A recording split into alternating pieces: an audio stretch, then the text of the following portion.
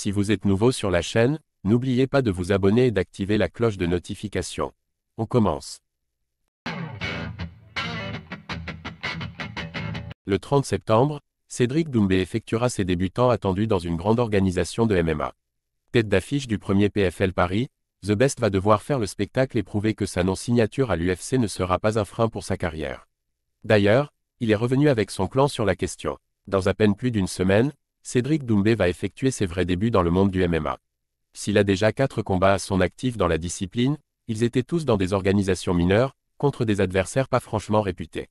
Au PFL, qui a pour ambition de concurrencer l'UFC dans les années à venir, The Best aura l'occasion de passer un cap et de prouver sa valeur.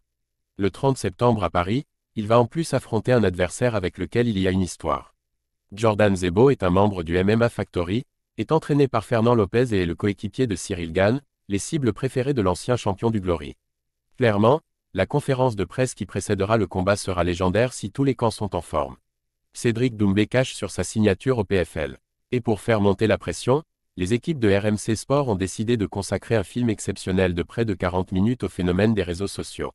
L'occasion pour lui de revenir sur sa première grosse polémique, son choix de signer au PFL malgré la sollicitation des fans au sujet de l'UFC. Il a encore une fois rappelé les conditions salariales honteuses qui étaient proposées par Dana White. Cédric Doumbé, j'avais 3 propositions. Le public demandait l'UFC. Ma première proposition a donc été faite à l'UFC. Je vais les voir, je négocie, et s'ils ne me donnent pas ce que je veux, je ne vais pas signer juste pour faire plaisir au public. Je l'aurais sûrement fait si j'étais jeune, 20 ans, et que j'étais inconnu.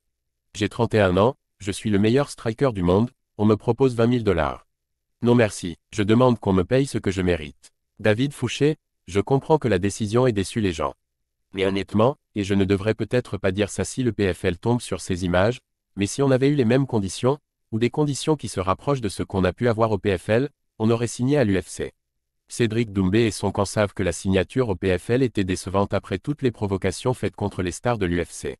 Mais ils n'en démordent pas, la faute revient principalement à Dana White et son entourage, qui n'ont pas su faire une offre à la hauteur du divertissement proposé par The Best dans la cage et sur les réseaux sociaux. Les fans l'attendaient avec impatience, mais non, Cédric Doumbé n'a pas fait le choix de l'UFC. À lui de prouver que sa décision était la bonne en marchant sur la concurrence au PFL et en décrochant le $1 million.